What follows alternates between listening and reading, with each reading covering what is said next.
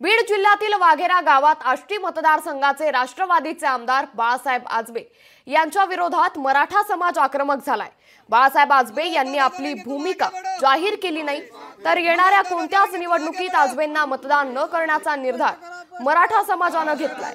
बीड जिल्ह्यात लोकसभा निवडणुकीत मराठा आरक्षणाचा फॅक्टर प्रामुख्याने चालला, त्यामुळे आता विधानसभा निवडणुकीत देखील मराठा समाज हा आमदारांविरोधातच आक्रमक होत असल्याने राजकीय पुढाऱ्यांची चांगलीच अडचण झाली आहे। दरम्यान याच अनुषंगाने मराठा समाज बांधवांशी बातचीत केली आमचे प्रतिनिधी विकास माने यांनी। आगामी येऊ घातलेल्या विधानसभा निवडणुकीच्या पार्श्वभूमीवरती बीड जिल्ह्यातलं राजकीय वातावरण जे आहे ते चांगलंच तापल्याचं पाहायला मिळत आहे। याच अनुषंगाने सध्या अजित पवार गटाचे आमदार बाळासाहेब आजबे यांच्या विरोधामध्ये एक ठराव घेतला जातो आहे। भूमिका जी आहे ती मांडली जाते आहे। सध्या मी वाघेरा गावामध्ये आहे। याच वाघेरा गावामध्ये हे सर्व ग्रामस्थ जे आहेत ते आपल्याला पाहायला मिळत आहेत। बाळासाहेब आजबे जे आहेत ते अजित पवार गटाचे आमदार आहेत आणि याच दरम्यान त्यांच्यावरती काही आरोप केले जातात। काय नेमके आरोप आहेत आणि तुमच्या गाव ग्रामस्थांच्या वतीने नेमकं काय भूमिका मांडली जाते?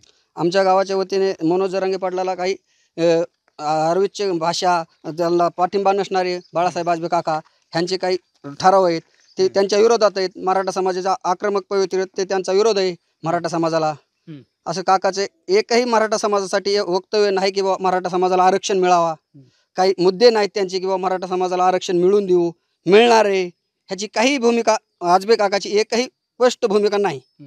त्यामुळे काय करणार? त्याच्या पुढे आमचा एकच निर्णय, मनोज जरांगे पाटील सांगतील तो निर्णय आम्ही पक्का आमच्या मराठा समाजामध्ये ठेवणार आहे। लोकसभेला जे निवडणूक झाली त्याच्यात त्यांचं असं भाष्य होतं की मराठा समाजाला आरक्षण मिळाले, त्याच्यावर कामं झाले, ते एकही मराठा समाजाला त्याचा एकही मुद्दा असा नाही की बाबा त्याच्यात काही त्याचा फायदा झाला आहे असं काहीच नाही। काकाचं प्रत्येक वेळा आम्हाला म्हणणं आहे की 10% आरक्षण तुम्हाला दिलंय, याचा कुठलाही फायदा झालेला नाही।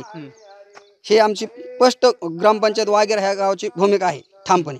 आमचं असं ठाम मत आहे, मनोज जरांगे दादांनी सर्व आमदार उभे करून स्वतः आपले निवडून आणून महाराष्ट्रामध्ये सत्ता आणून आरक्षणासाठी मदत करावा, एवढंच आमचं मागणी आहे। मनोज जरांगे पाटील यांचं समर्थन करत या ठिकाणी जे आरक्षणासाठी जो आमदार या ठिकाणी आपली भूमिका स्पष्ट करेल त्यांनाच जे आपली पाठिंबा असणार आहे ते देखील इथे सांगितलेलं आहे। विकास माने, लोकशाही मराठी, बीड। लोकशाही मराठी ऐका, पहा, जागरूक रहा।